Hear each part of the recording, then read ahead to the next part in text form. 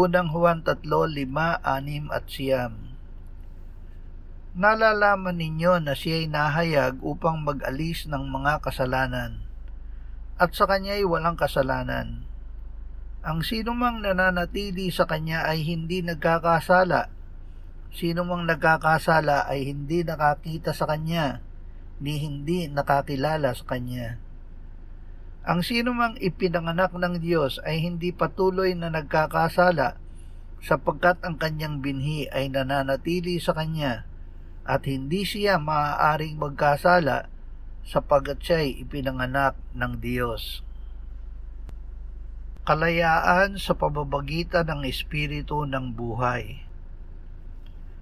Ang kalooban ng Diyos ay hindi upang manatili tayo sa pakikibaka ng laman, kundi upang lumipat sa kalayaan ng Espiritu. Sa pamamagitan ng Espiritu ng buhay, tayo ay pinalaya mula sa kapangyarihan ng kasalanan at kamatayan, hindi sa pamamagitan ng titik ng kautusan, kundi sa kapangyarihan ng Diyos. Sapagkat ang kautusan ng Espiritu ng buhay na kay Kristo Jesus ay nagpalaya sa atin mula sa kautusan ng kasalanan at kamatayan.